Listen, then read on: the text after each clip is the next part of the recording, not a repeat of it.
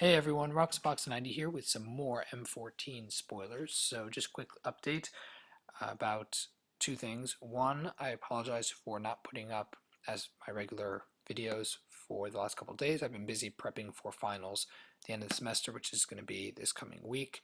And I'm still going to put out pack in time videos and spoiler videos, but other than that, all my other larger videos are on hold as well. Because of that, I was doing the giveaway this weekend. I may not be able to get to it. I might have to do it next week sometime. So bear with me, soon it's going to happen, but it may not be tomorrow.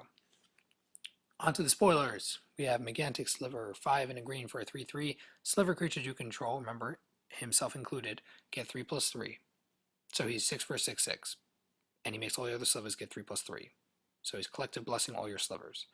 Don't forget, all your slivers give all their abilities to him too. So chances are if he hits play turn 4, 5, 6, whatever, and he's giving all your guys super 3, so all your other weaker slivers are now huge, and he gets all their awesome abilities like flying and whatever, which I'm sure they'll have things like that, and it's going to be absurd. He's huge in limited, he's going to be huge in casual, sliver decks that are made, and if slivers become a thing constructed, he's probably going to see play there too.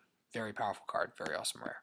Then we have Vastwood Hydra, which is one of the worst Hydra arts I've seen in Magic, and it's X and 2 green for a 0/0. When it enters the battlefield with X/1 counters on it, when it dies, you can redistribute those counters onto the creatures you control.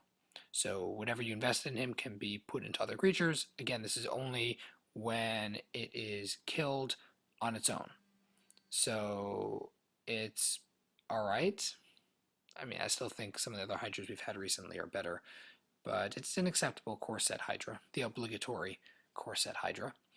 Then we have Hunt the Weak, 3 and a green, Commune, which I don't know if that's an ability or that's a misspelling or I don't know what that is, but whatever. It puts a 1/1 counter on a creature you control, and then that fights. That creature fights target creature you don't control. So it's a fight effect, probably decent and limited, not so good at constructed, usual. Then, don't want to spoil her. We're going to get to her in a second. She's crazy. Advocate of the Beast, 2 and a green for a 2/3 elf. Beginning of your end step, put a 1/1 counter on target beast you control. So, again, if beasts are something that we're going to see a bunch of, it's a very nice drop in limited. Probably, again, not so much in constructed, although for a common, it's pretty solid. I'm wondering because we're seeing a lot of the different things. We're seeing elves, we're seeing beasts, we are seeing angels, demons.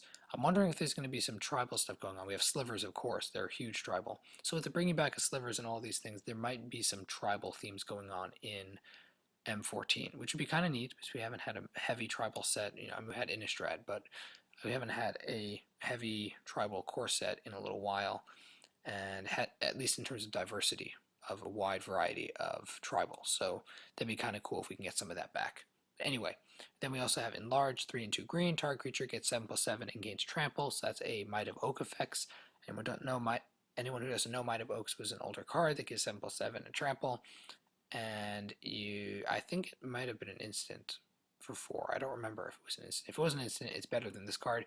But the fact that this card forces it has to be blocked means that they're guaranteed to lose something blocking it, and given that it has trample, throwing a token under it doesn't necessarily help you losing 12 life or whatever huge amount. That you throw it on a large enough creature, pretty ridiculous. Even a smaller creature is pretty good. So very uncommon, very solid, going to be a limited, awesome card, lots of damage. Constructed, maybe. It might be able to see some play, although the fact that sorcery is a bit slow, so maybe not, but limited for sure. And then our mythic. So we had the demon mythic from M14 and Duel of the Planeswalkers. Again, the Duel of the Planeswalkers, chances are they'll be in M14 as well.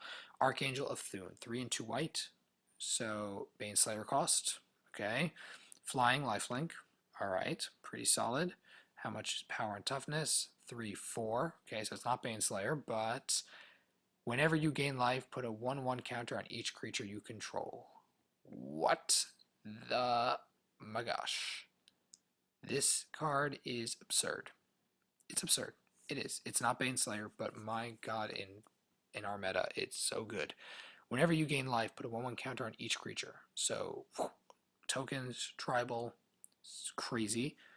Whenever you gain life, that doesn't have to be from her, even though she has lifelink, but It also counts for things like Thragtusk, Restoration Angel, that whole thing. It's a thing, kinda. It's kind of a thing in standard, kind of ridiculous. Scavenging Ooze, you exile for 1 mana. You exile creature, you gain a life. It gets a 1/1 counter, and then everything, including itself, gets another 1/1 counter. So Scavenging Ooze gets 2/1 counters, everything gets 1/1 counters, and most killer of all, whenever you gain life, put a 1/1 counter on each creature that includes herself. Holy cow, she ridiculous. She's fantastic. Fan-freaking-tastic. I'm sure there's more to her. It's a little late, so I might be forgetting stuff, but definitely discuss her below. I'll definitely, pitch in more if I think of more about her, but I think she's a fantastic mythic. Really good card.